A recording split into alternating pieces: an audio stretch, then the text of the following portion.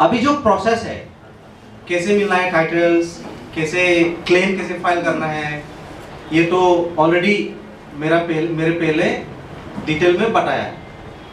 ऐसा है, इस एक्ट में जो डीएफओ है, रेंजर है, कोई भी फॉरेस्ट जितना भी बड़ा हो, उसका कोई इसमें पावर नहीं है रिजेक्ट करने का।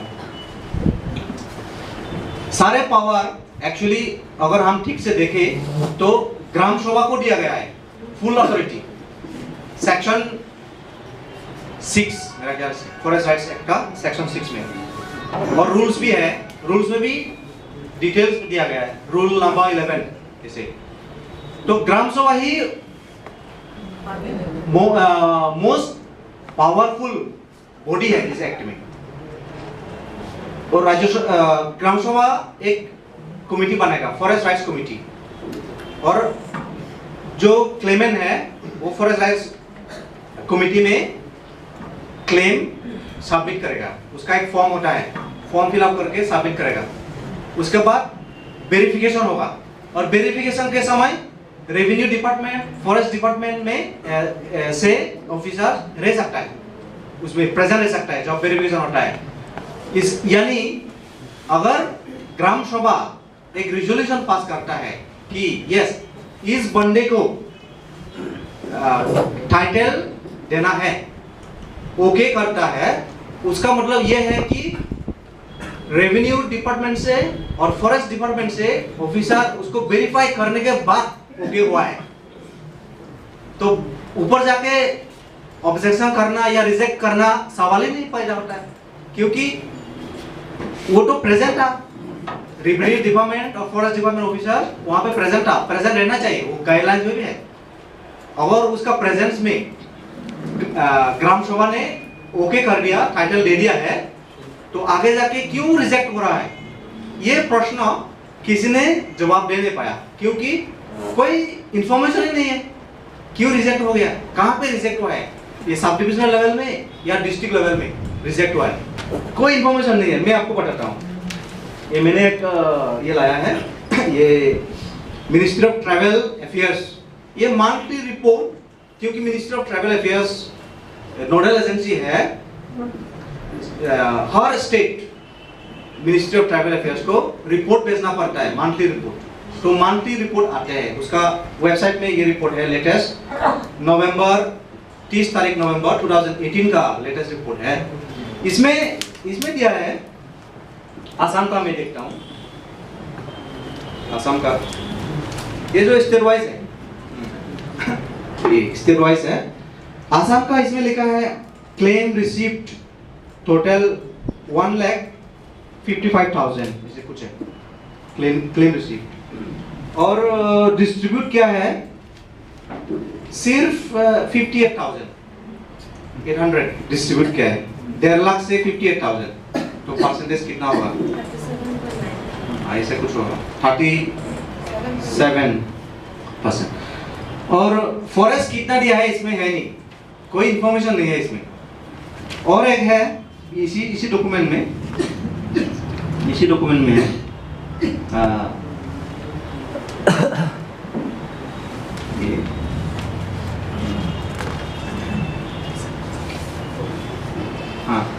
इसमें लिखा है number of claims rejected, Assam में लिखा है 0 लिखा है, मतलब कोई क्लेम रिजेक्ट नहीं हुआ ऑफिशियली, गलत रिपोर्ट दे रहा है, ये 0 लिखा है इसमें। और ये लेवल में जैसे मैंने कहा स्टेट सब डिविजनल लेवल में कितना रिजेक्ट हुआ है, डिस्ट्रिक्ट लेवल में कितना रिजेक्ट हुआ है, इसका कोई इंफॉर्मेशन नहीं है, NA करके लिखा है, नॉट अवेलेबल NA। इसका मतलब आसाम गवर्नमेंट आज से रिपोर्ट नहीं दे रहा है, तो इसलिए तो सुप्रीम कोर्ट ने ऐसा फैसला किया। और ये जो देखा है मैंने, ये इसलिए ये आया है कि फुल रिपोर्ट चाहिए, क्या क्या हुआ है और ये सब, तो इसका मतलब ठीक से नहीं हो रहा है। पहले तो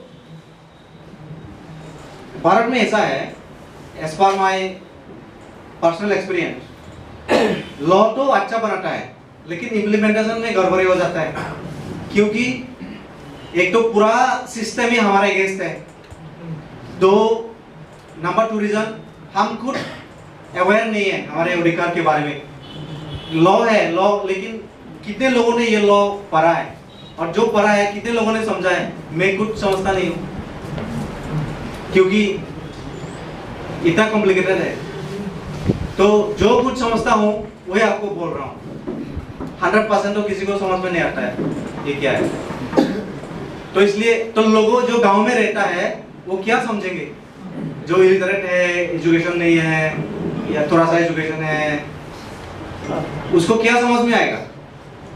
तो क्या होता है, फॉर्म फिलअप करना नहीं आता है, और जो ग्राम सभा है उसको खुद का पावर उनको पता नहीं क्या अथॉरिटी है। एक फॉरेस्ट ऑफिसर डीएफओ जाके, रेंजर जाके बोल देगा कि रिजेक्ट कर दो, वो रिजेक्ट कर देगा, क्योंकि उसको पता नहीं है कि पावर किसका हाथ में है, ग्राम सभा के हाथ में है या उसका हाथ में है। ग्राम सभा जो कमेटी मेंबर्स है वो तो सोचता है ये बड़ा ऑफिसर है, डिस्ट्रिक्ट हेडक्वार्टर से आया है या गुवाहाटी से आया है, या ऑर्डर मिला है इसे डिप्टी कमिश्नर ऑफिस से ऑर्डर मिला है तो रिजेक्ट करना है, कर दिया रिजेक्ट। जैसे प्रमोद जी ने एक वो दिया था, गोपुर का रेंजर है ना, फॉरेस्ट रेंजर ने रिजेक्ट कर दिया, उसका कोई अथॉरिटी नहीं है। कहाँ कोई भी लिखा नहीं है कि एक रेंजर क्लेम रिजेक्ट कर सकता है। और तो एक प्रोसेस होता है ना, प्रोसेस के अनुसार जाना पड़ेगा। पहले ग्राम सभा में अगर ओके कर दिया तो ये सब डिविजनल लेवल में जाएगा, एक कमेटी होता है, वो अकेला नहीं है, वो उसमें सब डिविजनल ऑफिसर है, एसडीओ चेयरमैन, और सिविल सोसाइटी का भी होता है, 3 लोग तो होता है उसमें सिविल सोसाइटी से। और 6 शेड्यूल एरिया जो है, जैसे बीटीसी हुआ या कोई भी 6 शेड्यूल एरिया में जो डिस्ट्रिक्ट काउंसिल है, वो डिस्ट्रिक्ट काउंसिल अथॉरिटी खुद नॉमिनेट कर सकता है 6 मेंबर्स उस कमेटी में, डिस्ट्रिक्ट लेवल या सब डिविजनल लेवल में कर सकता है। तो कर रहा है या नहीं वो भी देखना पड़ेगा, और जो अगर कर रहा है किसको कर रहा है, जिसको कर रहा है वो उसको ये लॉ के बारे में पता है। तो ये सारे चीजें हमारे लिए बहुत कठिन हो जाता है ट्राइबल लोगों को, जो जंगल में रहता है, आईन कानून के बारे में पता नहीं है, जो ऑफिसर बोलता है वही करना पड़ता है।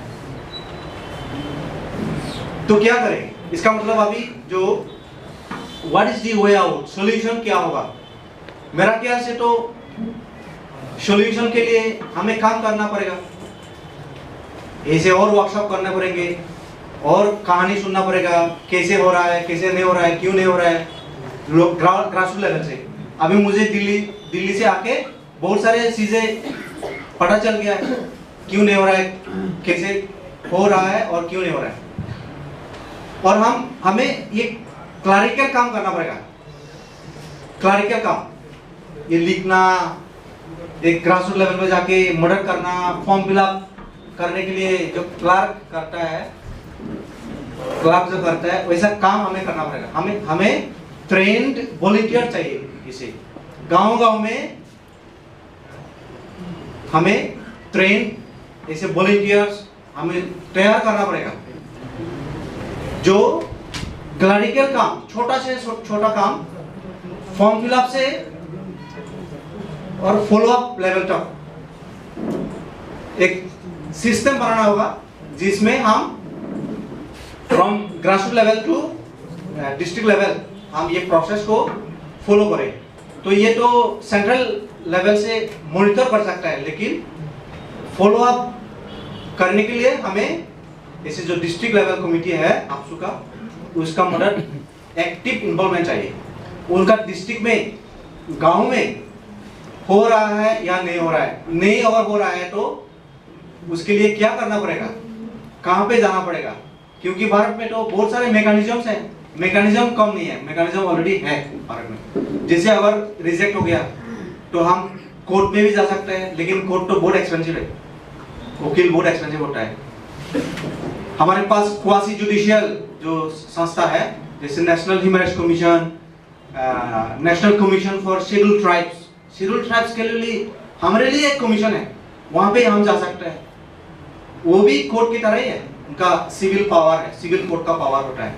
तो ये सब हमें इन द लॉन्ग टर्म ये सब यूज करना पड़ेगा। लेकिन हमारे होमवर्क वहां पे जाने से पहले होमवर्क करना पड़ेगा हमें। ये ग्राउंड लेवल से डिस्ट्रिक्ट लेवल तक और स्टेट लेवल तक होमवर्क करके उसके बाद अगर कुछ स्टेट में नहीं होता है तो नेशनल लेवल जो इंस्टीट्यूशंस है, national human rights commission, national commission for scheduled tribes, ये सब इसका एक दरवाजा कट करना पड़ेगा, उसमें जाना पड़ेगा। वहाँ पे नहीं होता है तो कोर्ट में भी जाना पड़ेगा अगर जरूरत पड़े तो। इसलिए नॉलेज इज पावर। अगर आपके पास नॉलेज है, इंफॉर्मेशन है, तो भी पावर आता है। अगर आपके पास इंफॉर्मेशन नहीं है, नॉलेज नहीं है, तो पावर नहीं है। जब यहाँ पे आके जो इंफॉर्मेशन मिला है, जो नॉलेज मिला है, वही आपका पावर है, जो आप जाके गांव में जो क्लेमेंट है उसको मर्डर कर सकता है। अगर रिजेक्ट आर्बिट्रेरीली कोई कारण नहीं है, रिजेक्ट हो गया है, उसका केस आप ऊपर लेवल तक लेके आ सकते हैं। जैसे डिस्ट्रिक्ट लेवल कमिटी है या सेंट्रल लेवल कमिटी है, उसको फॉरवर्ड आप कर सकते हैं। केस बाय केस होता है ये। Case by case follow up अगर हम नहीं करेंगे, मॉनिटरिंग नहीं करेंगे, तब इम्प्लीमेंटेशन अपने आप नहीं होगा। क्योंकि जितने भी ये लॉ है भारत में, वो ऑटोमेटिक इम्प्लीमेंटेशन नहीं होता है। इम्प्लीमेंटेशन ये हम जैसे एक्टिविस्ट गांव में हमें करना पड़ता है, हमें एक्टिविस्ट बनना पड़ता है। और एक्टिविस्ट उनको क्लार्क बनना पड़ता है, एक क्लरिकल काम करना पड़ता है, सबको करना पड़ेगा ये क्लरिकल काम। हम भी करते हैं रोज, ये लिखना, ड्राफ्ट करना, ये फॉर्म फिलअप करना, लोगों को बताना है फॉर्म फिलअप, हम खुद कर देते हैं अगर नहीं आता है। ये क्लरिकल काम अगर हम ठीक से करेंगे और जो प्रोसेस जो एक्ट और रूल्स में है अगर ये फॉलो करेंगे, अगर रिजेक्ट हुआ तो उसको हम अपील करेंगे। अपील करने के लिए 60 डेज होता है। अपील हम एप्रोप्रिएट फोरम में करेंगे। अगर उसमें भी कुछ नहीं होता है तो उसको ऊपर लेवल तक लेके जाना पड़ेगा। और नेशनल लेवल में हम और मेरा संगठन हम आपके साथ है, इसलिए एक साथ मिलकर काम करते हैं। ये इच्छा से मैं मेरा स्पीच खत्म करता हूँ।